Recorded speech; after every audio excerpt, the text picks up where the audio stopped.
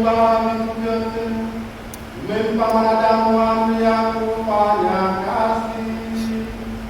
Tunakuomba utujalie ili kwa mfano wa ulinzi wa Mtakatifu Yosefu tufanye kazi unazoamuru na kupata tuzo unazoahidi kwa njia ya Bwana wetu Yesu Kristo mwanao, anaishi na kutawala nawe katika umoja wa Roho Mtakatifu, Mungu milele na milele.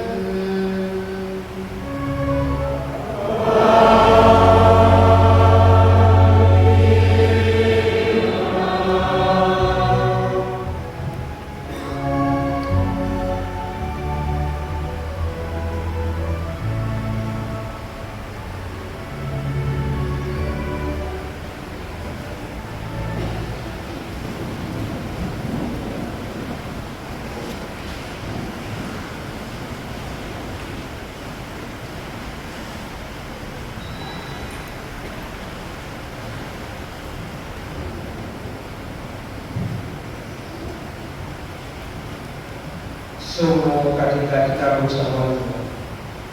Mungu alisema, na tufanye mtu kwa mfano wetu, kwa sura yetu, wakatawale samaki wa baharini na ndege wa angani na wanyama na nchi yote pia na kila chenye kitambaacho juu ya nchi.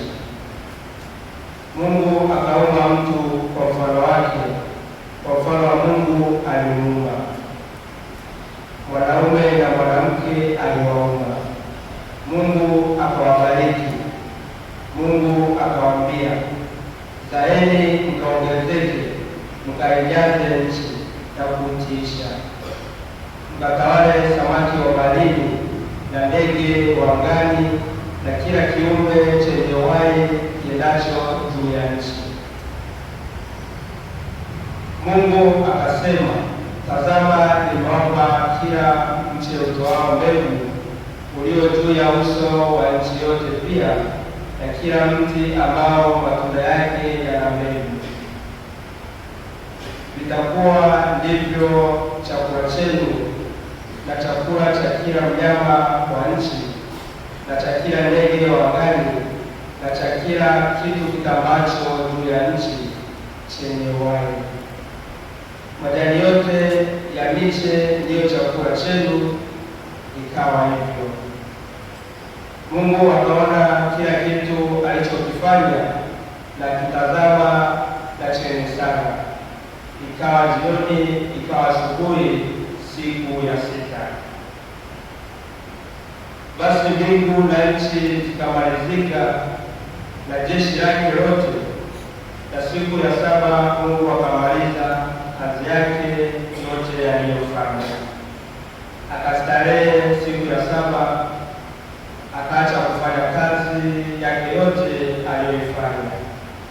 Mungu akaibariki siku ya saba, akaitakasa, kwa sababu katika siku hiyo Mungu alistarehe, akaacha kufanya kazi yake yote aliyoumba na kuifanya. Neno